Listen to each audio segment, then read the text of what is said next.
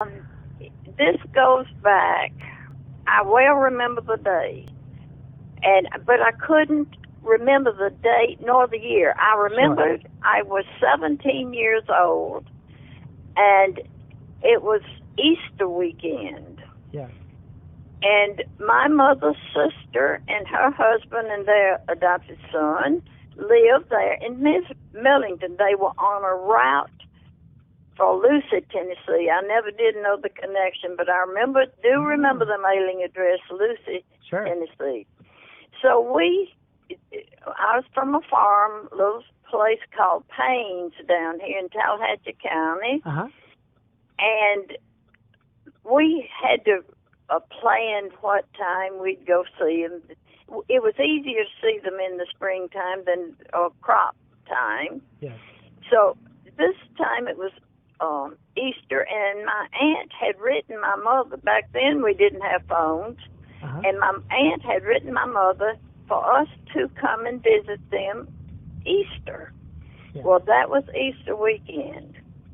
Wow. Well, we went up, and on that Sunday morning, I can't remember, it was one of the days, I want to say it was Sunday, but I'm not sure.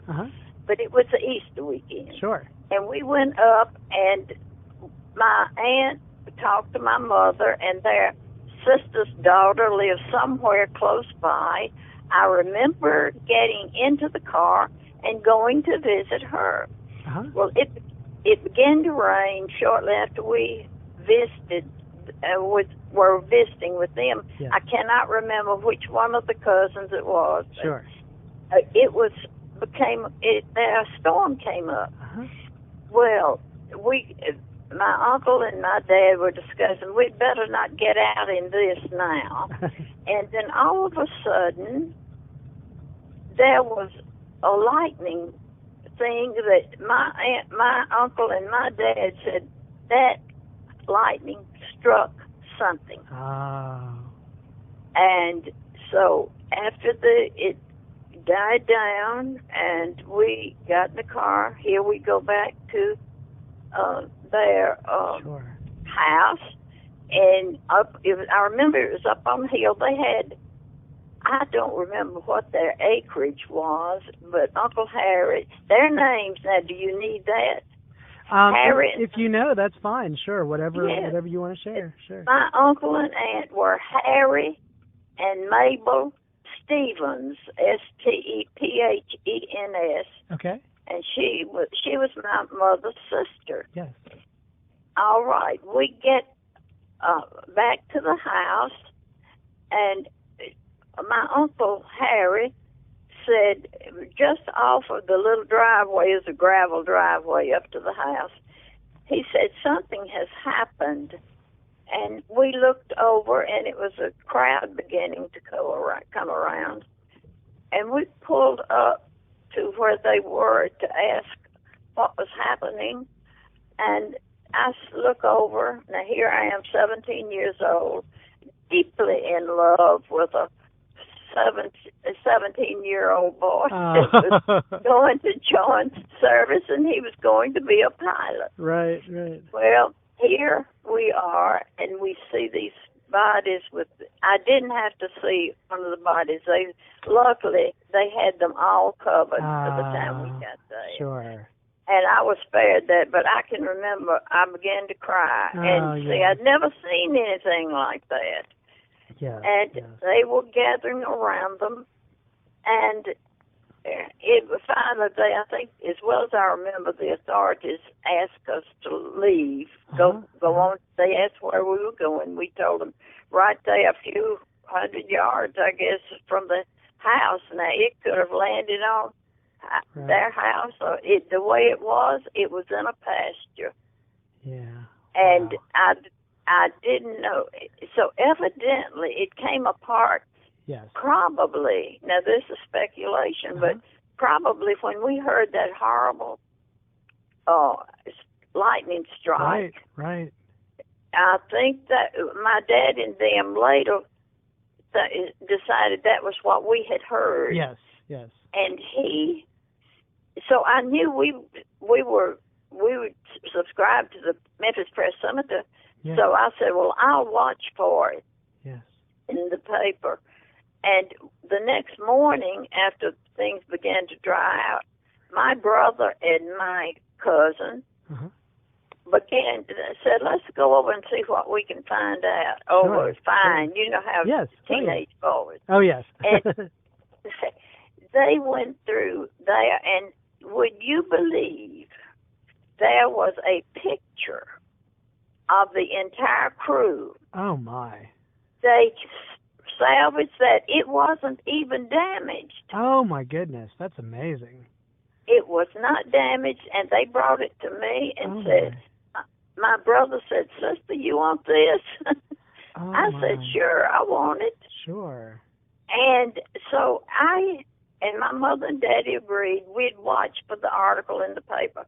Yes. We learned that Sergeant Richard H. Martin, yes, and I see on the computer it's Junior, okay, had survived the crash. Yes. He was tail gunner. And he survived, and I don't have the article now, but I had it at one time, and we, okay, now I have to stop and think. Now we were, I saw it in the paper, clipped the article, yes, and I saw his name, Richard H. Martin. It had a little to do about the wreck. It was Memphis Press Scimitar. Okay, you know how romantic a 17-year-old girl can talk. Yes. I found out in the paper it said he was at the VA hospital in Memphis under treatment. Yes. And it gave a report on him. Right. Well, I had sense enough, I took that picture. See, we had no way of making pictures, copies back then. Right. And I took the picture that they had saved. Yes. And they gave it to me to do that. My brother just thought, they were barely teenagers, they just thought I'd put it away. Sure. Well, I watched the paper, and I got his name, Sergeant Richard H. Martin. Yes.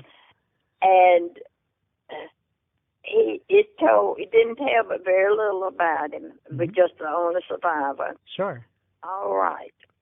Then I write him and a little note, hope he's doing well, and that this is my brother found this, and it seems like it's like a dream, but I believe they found some papers also that my daddy took or sent to wherever the headquarters he felt that they might be, because it was a B-24. Right. Wow. And I remember the article said the reason he was saved, of course, we know the Lord must have had a purpose for it. That's right. And he was a tail gunner. Yes. So, of course, have you found all that information? Quite a lot of it, yes. I found a newspaper article in the Memphis newspaper good. that I see that. Well, Matt, did the picture show up? I wondered. Not that particular picture. I don't think the one you're talking about. This was of the whole crew. No, I didn't see that in there. No. Okay, see, I mailed it away. Sure. He was so proud of that picture. Oh. That was all he had left. Oh, that's right. And so he asked me to please keep in touch. He'd be there quite some time. Yes. And he wished we could correspond, and what he learned he would have passed on to me. My mother was willing. My daddy wouldn't let his little girl, since we didn't know anything about him. Right. He put a quietus to it, as the old saying goes.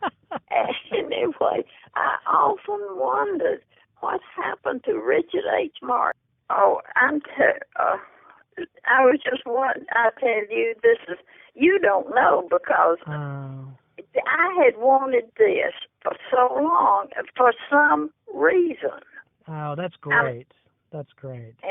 I never forgot. I always wanted to find out what happened to him. Yeah.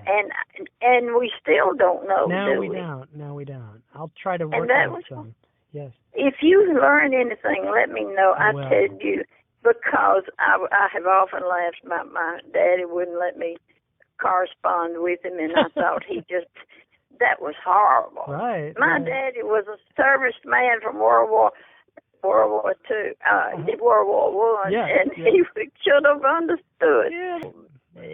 Well, anyway, it is. Thank you, Miss Johnie. I appreciate it.